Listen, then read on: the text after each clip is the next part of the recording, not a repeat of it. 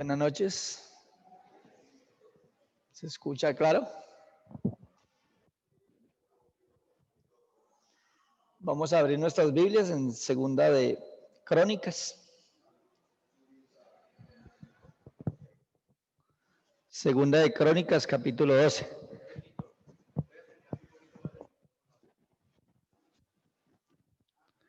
Segunda de Crónicas, capítulo 12. ¿Se escucha mejor?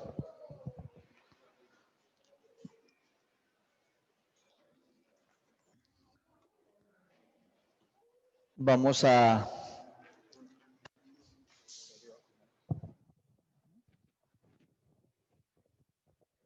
Es que por encima... mejora.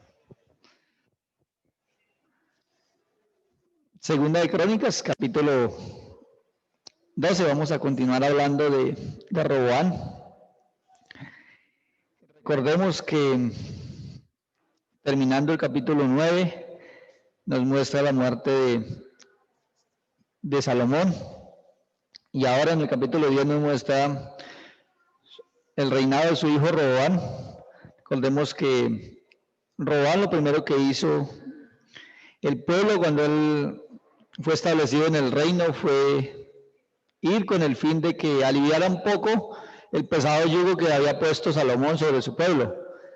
Y entonces él le dijo a su pueblo: regresen en 3 días y yo tomaré una decisión con la petición que ustedes me han traído. Y Roboam fue y pidió consejo a los ancianos, que eran los consejeros de su padre. Y ellos le dijeron, en el versículo 7 del capítulo 10 dice: y ellos le contestaron diciendo, este fue el consejo que le dieron los ancianos: si te condujeres humanamente con este pueblo y les agradares y les hablares buenas palabras, ellos te servirán siempre. Y continúa diciendo la escritura, y también fue Roboam a pedir consejo de los jóvenes que se habían quedado con él. Y el consejo de los jóvenes fue totalmente lo contrario, que en lugar de alivianar las pesadas cargas que Salomón había puesto sobre ellos, que les colocara más cargas. Indudablemente Roboam escogió el consejo de los jóvenes que se habían quedado con él y desechó el consejo de los ancianos. La respuesta de todo aquello fue que 10 tribus de Israel decidieron apartarse de Roboam y decidieron poner por rey a Jeroboam. Solamente quedaron con Roboam la tribu de Judá y la tribu de Benjamín. Y hubo una división en el reino, y luego de ello Roboam envía a su siervo Adorán, que era el encargado de los tributos, a cobrar el impuesto que normalmente se cobraba para el rey. Y aquellos hombres de Israel mataron a este hombre, y se dio cuenta Roboam que el asunto era en serio, y él partió para Jerusalén para salvar su vida. En el capítulo 11 nos muestra la prosperidad de Roboam. Lo que él hizo: fortificó muchas ciudades, trató de edificar muchas ciudades y las fortalezas para estar preparado para la guerra. Y en el versículo 13 dice que los levitas y los sacerdotes de parte de Jeroboam habían sido separados del ministerio. Él quitó a los levitas, quitó a los sacerdotes, puso su propio ministerio, puso las personas que él quiso. Y dice la escritura que los levitas y los sacerdotes se fueron para Jerusalén con el propósito de ofrecer sacrificios allí en Jerusalén. Y dice el versículo 16, dice: tras aquellos, viene hablando de los levitas y los sacerdotes que han tomado la decisión de volver a Jerusalén para ofrecer sacrificios, dice: tras aquellos acudieron también de todas las tribus de Israel los que habían puesto su corazón en buscar a Jehová, Dios de Israel. Y es algo maravilloso la manera que Dios obra a través de su pueblo. Y ese es el título que le he dado al tema en esta noche: Dios obra a través de su pueblo, pero también Dios demanda una decisión de su pueblo. Y vemos que que esta decisión de los levitas y los sacerdotes y también de aquellos hombres que le han puesto en su corazón el servir a Jehová, en la vida de Roboam no hubo propósito en ello. Pero vemos en la vida de su hijo Abías que Dios es maravilloso con todo lo que él hace. Él tiene un propósito con cada una de nuestras vidas. Vemos que han llegado personas nuevas a la iglesia, vemos que el Señor está añadiendo cada día personas a la iglesia y es con un propósito específico. Después de que murió Roboam, reinó su hijo Abías, y dice la escritura que hubo guerra entre Jeroboam y Abías. Y vino contra Abías, Jeroboam con 800,000 hombres. Dice que eran fuertes y esforzados. Y Abías solamente tenía 400,000 hombres. Pero cuando se confrontan, lo primero que les dice Abías es: ustedes vienen a mí con mucha gente. El doble de hombres tenían. Dice, pero ustedes hicieron algo que nosotros no hicimos. Ustedes abandonaron a Dios. Ustedes montaron sus propios sacerdotes, sus propios levitas. Mientras que nosotros aquí en Judá y la tribu de Judá y la tribu de Benjamín, nosotros tenemos a los levitas, tenemos a los sacerdotes, tenemos todo el sacerdocio establecido. Y en ello era la fortaleza que ellos tenían. Y miramos el propósito de Dios tan maravilloso, dice la escritura que luego después de ello, estos 800,000 hombres que eran el doble salieron derrotados, que Dios dio victoria por medio de la decisión de estos hombres que habían puesto en su corazón el servir al Señor. Pero es un propósito que Dios tenía establecido desde antes. Y Dios obra a través de nuestras vidas. En el capítulo, vamos a leer el capítulo 12, versículo 1. Dice, cuando Roboam había consolidado el reino, dejó la ley de Jehová y todo Israel con él. Y por cuanto se habían rebelado contra Jehová en el 5º año del rey Roboam, subió Sisac, rey de Egipto, contra Jerusalén, con 1,200 carros y con 60,000 hombres de caballo, pues el pueblo que venía con él de Egipto, esto es de libios, suquineos y etíopes, no tenía número, y tomó las ciudades fortificadas de Judá y llegó hasta Jerusalén. Entonces vino el profeta Semaías a Roboam y a los príncipes de Judá que estaban reunidos en Jerusalén por causa de Sisac, y les dijo: así ha dicho Jehová, vosotros me habéis dejado, y yo también os he dejado en manos de Sisac. Y los príncipes de Israel y el rey se humillaron y dijeron: justo es Jehová. Y cuando Jehová vio que se habían humillado, vino palabra de Jehová a Semaías diciendo: se han humillado, no los destruiré, antes los salvaré en breve, y no se derramará mi ira contra Jerusalén por mano de Sisac. Pero serán sus siervos para que sepan lo que es servirme a mí y qué es servir a los reinos de las naciones. Padre, en esta noche damos gracias por el propósito que tú tienes con tu pueblo. Gracias, Padre, porque no hay nada al azar, porque tu mano poderosa está sobre nuestras vidas, porque tú eres ese Dios maravilloso que mueves piezas como en el juego del ajedrez, Padre. Eres tú el que haces, mi Señor, porque es tu iglesia, somos tu pueblo. Y llévanos, Padre Santo, a tener ese corazón dispuesto para servirte, como estos hombres que decidieron en su corazón partir para Jerusalén con el firme propósito de buscar tu voluntad para sus vidas. Gracias, Padre, por este tiempo, gracias por tu palabra. Te rogamos que nos guíes, que nos enseñes, que lleves, Padre Santo, a tomar decisiones firmes, decisiones en el Espíritu, decisiones que te glorifiquen, Padre, pero que sobre todo tengamos humildad delante de ti. Gracias por tus misericordias. En el nombre de mi Señor ponemos nuestras vidas y este tiempo. Amén. Hace 20 días que tuvimos el privilegio de compartir este pasaje, veíamos la parte de cuando Roboam había consolidado el reino, y veíamos esta característica primordial en nuestras vidas. Cuando tenemos nuestra vida consolidada, cuando estamos en comodidad, generalmente dejamos a Dios, lo dejamos de lado, y cuando estamos en necesidad, le buscamos. Ese es el corazón del ser humano desde Génesis hasta Apocalipsis. y en nada difiere al de nosotros. Pero gloria al Señor que nos guía, que nos enseña, y que ojalá podamos evaluar en nuestras vidas el estar dispuestos a decirle a mi Señor, ¿qué quieres que yo haga? Y nos enfocábamos en todas las veces que delante del Señor muchos vinieron y colocaron excusas, y el Señor dijo, cualquiera que pone su mano en el arado y mira hacia atrás, no es apto para el reino de los cielos.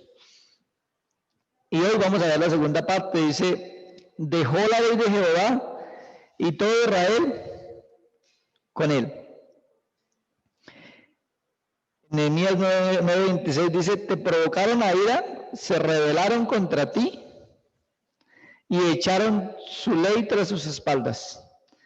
Indudablemente, cuando yo dejo la ley de mi Señor, me estoy rebelando contra Dios.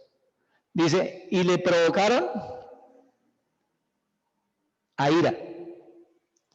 Es bien interesante porque el dejar la ley de Jehová es justamente todo lo contrario de lo que el Señor nos hablaba el día domingo. ¿De qué nos hablaba el Señor el día domingo? Del Espíritu Santo. Y nos decía el hermano, ¿por qué no tener como prioridad la oración de Señor, guíame a tener el deseo de ser un hombre, una persona llena del Espíritu Santo? Y eso es justamente lo contrario. Cuando yo dejo la ley de mi Señor, es todo lo contrario a estar lleno del Espíritu Santo, a estar con Él, estar en su armonía, estar conforme a su voluntad. Y ese es el propósito, ¿no? Muchas veces yo puedo pensar que el asistir a todas las reuniones de la iglesia, por esto no estoy dejando la ley de mi Señor.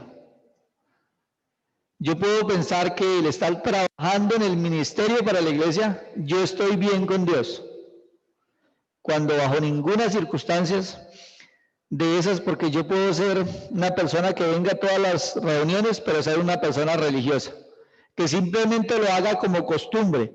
Ya me acostumbré cada martes, cada viernes, cada domingo, pero todo lo que el Señor me habla no me lleva a tomar decisiones en mi vida. Mi vida sigue siendo la misma. Entonces, ¿qué tipo de comunión con Dios es esa?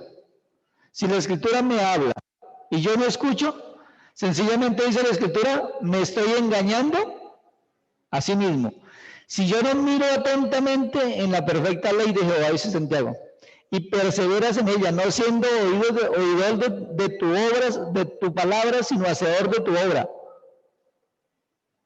dice, me estoy engañando a mí mismo. Que el Señor nos lleve a evaluar nuestras vidas, especialmente este tiempo que nos ha confrontado y ha sido de gran bendición el Salmo 51 que nos ha enseñado nuestro hermano Samuel y que nos habla de un hombre que se humilló, de un hombre que se dolió por su pecado, de un hombre que no tuvo en poco el perder el respaldo de Dios en su vida. De Esdras dice capítulo 7, dice 5 veces, porque la mano de Dios estuvo sobre él. Pero el secreto de Esdras está en el versículo 10, dice, porque Esdras preparó su corazón. Mire que Dios obra a través de su pueblo, pero también demanda una decisión mía. Esdras preparó su corazón ¿para qué? Para inquirir la ley de Jehová, para leerla, estudiarla, para obedecerla, para cumplirla, y finalmente para enseñar en Israel sus estatutos y decretos. Es una decisión que cada uno de nosotros debe evaluar. Y pensaba en una iglesia en Éfeso, que dice la Escritura que el Señor la elogió por su arduo trabajo. Vamos a Apocalipsis, capítulo 2. Acá es capítulo 2, versículo 2. Dice, yo conozco tus obras y tu arduo trabajo y paciencia, y que no puedes soportar a los malos, y has probado a los que se dicen ser apóstoles y no lo son, y lo has hallado mentirosos. y has sufrido y has tenido paciencia y has trabajado arduamente por amor de mi nombre y no has desmayado. ¿Cómo pensaríamos que esta iglesia, a nuestros ojos? Muy buena, excelente. Mire que yo puedo pensar que estoy trabajando para mi Señor y sin embargo tener al Señor de la obra lejos de mi vida y pensar que estoy bien con mi Señor, porque lo que Dios demanda es que yo permanezca en Él. Dice, si permanecieres en mí y yo en vosotros, es condicional. Yo soy la vid, vosotros los pámpanos. El que permanece en mí y yo en él, este lleva mucho fruto.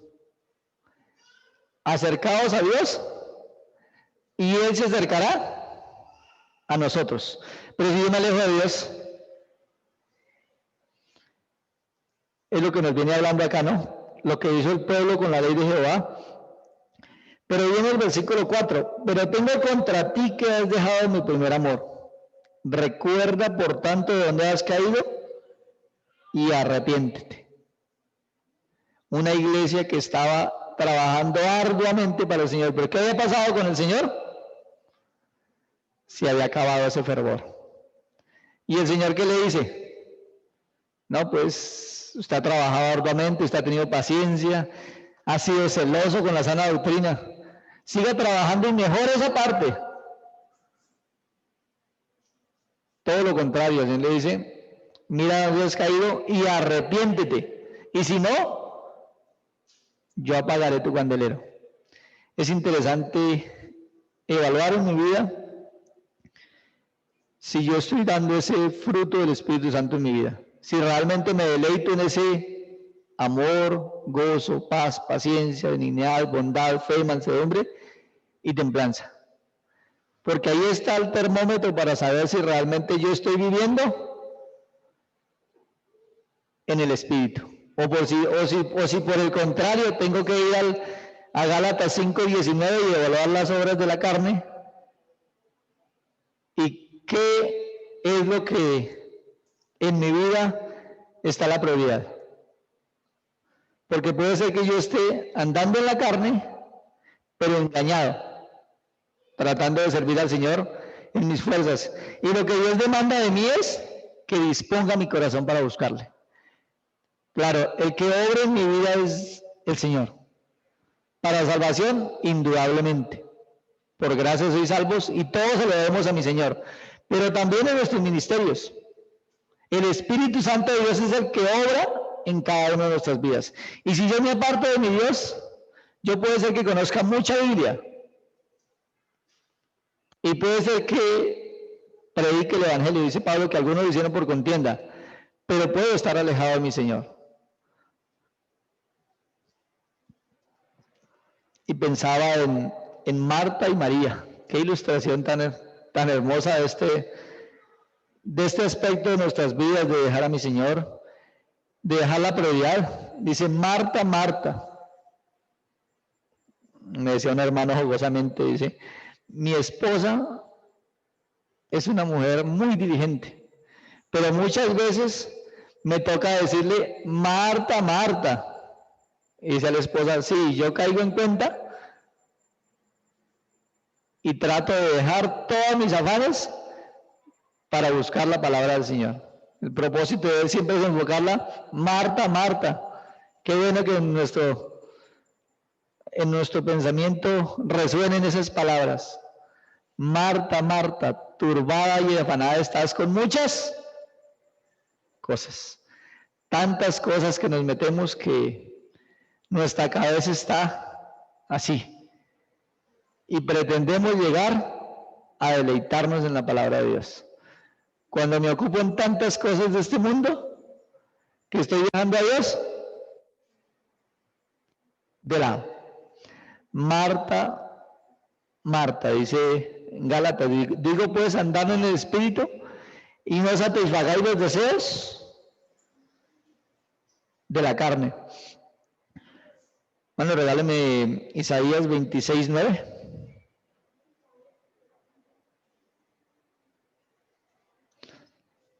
Dice, con mi alma te he deseado en la noche, y en tanto que me dure el espíritu dentro de mí, madrugaré a buscarte.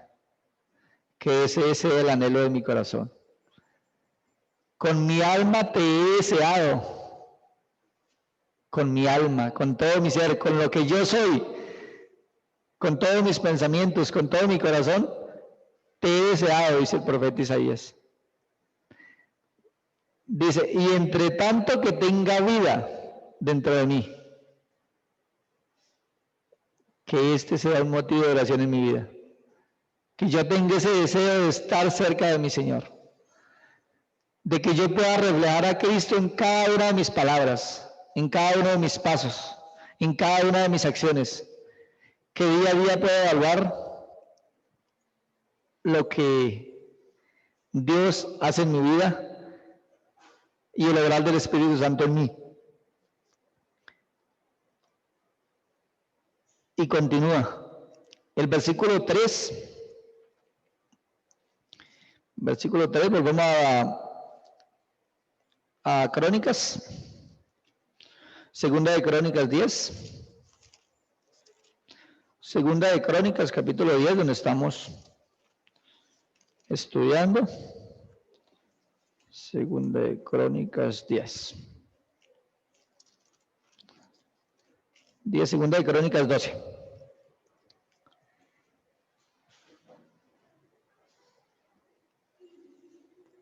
Porque el Señor no estaba lejos de estas circunstancias, dice, y por cuanto se habían rebelado contra Jehová, en el 5.º año del rey Roboam subió Sisá, rey de Egipto, contra Jerusalén, con 1.200 carros y con 60.000 hombres de caballo. Mas el pueblo que venía con él de Egipto, de libios, suquienos y etíopes, no tenía número.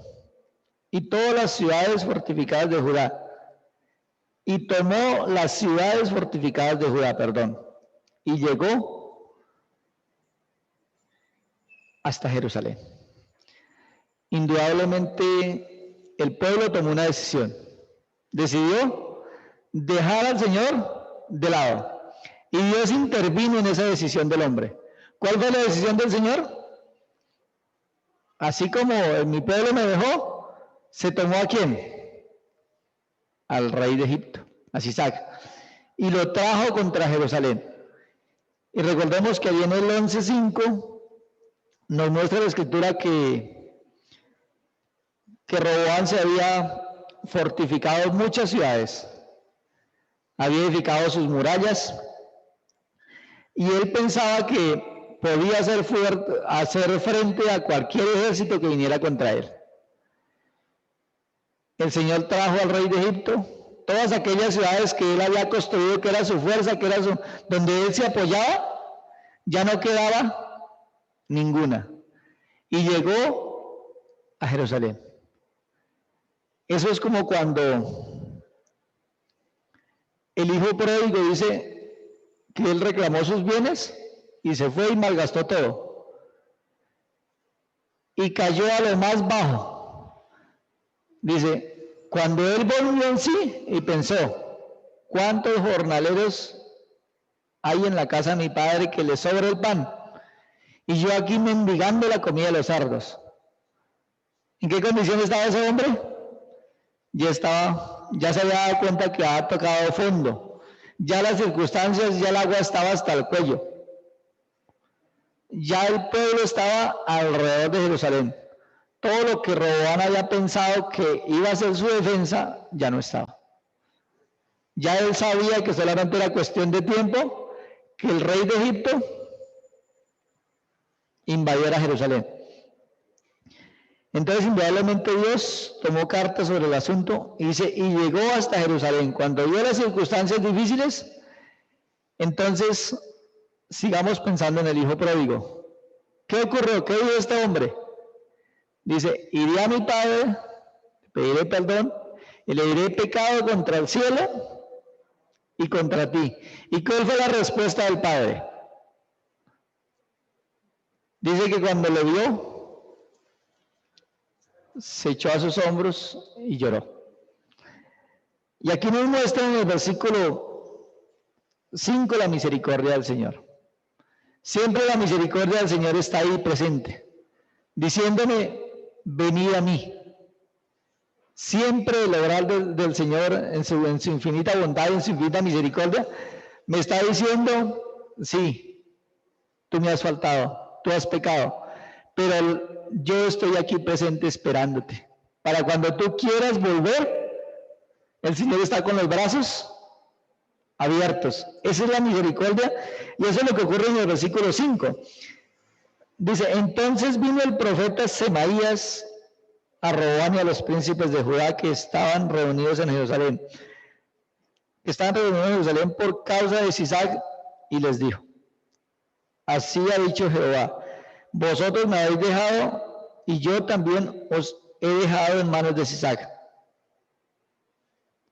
El Señor está diciendo, claro, ya el pueblo está allá afuera.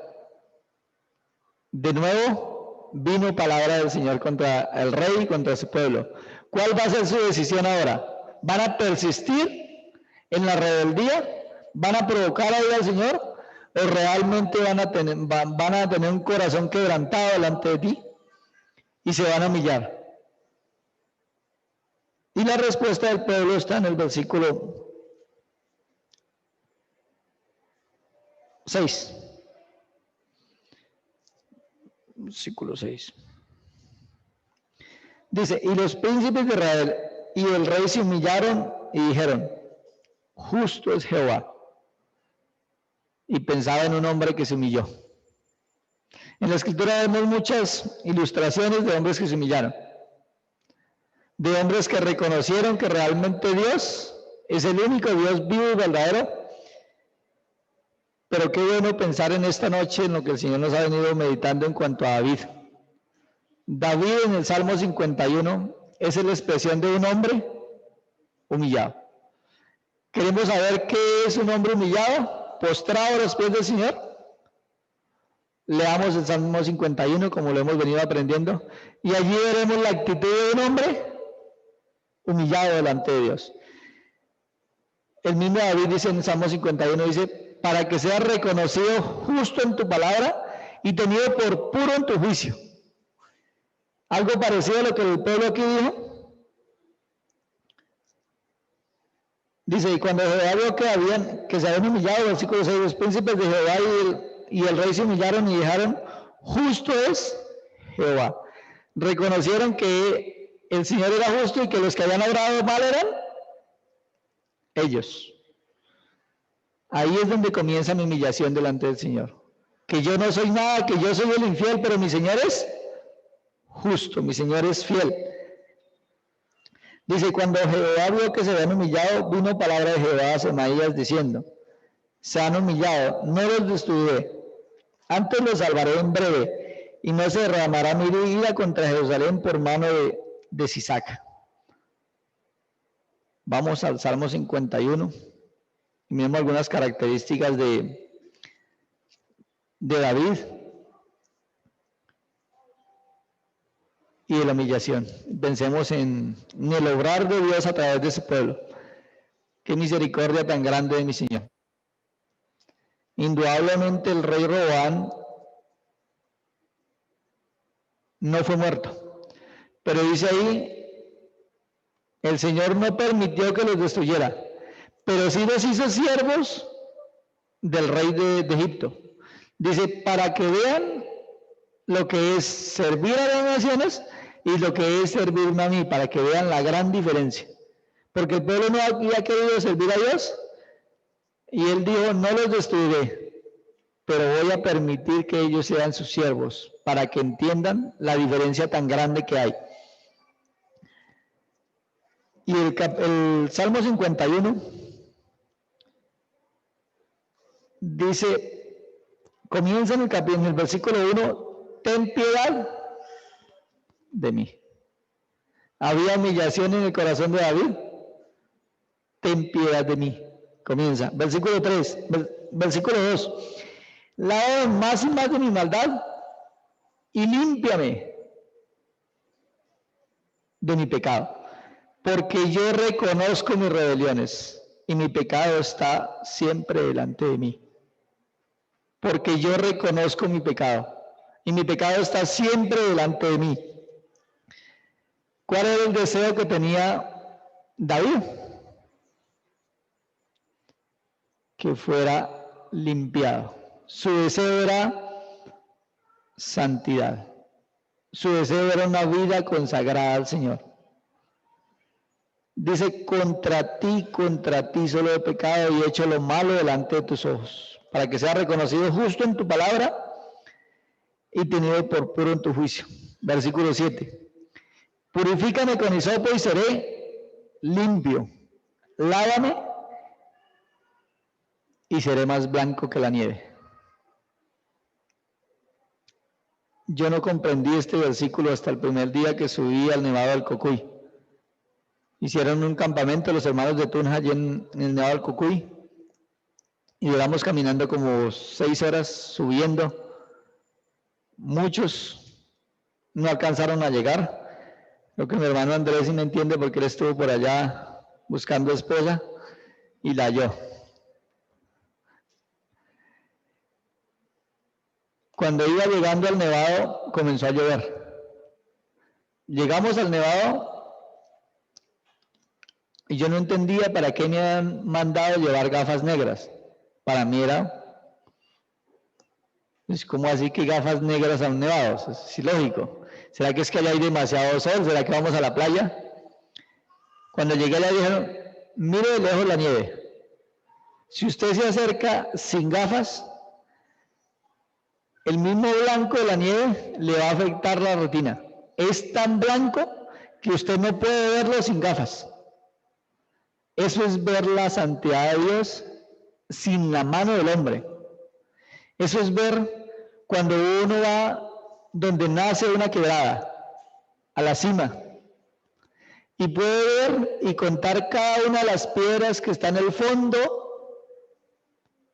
del lago, porque el agua está completamente transparente, porque allí a ese monte no ha llegado la mano del hombre.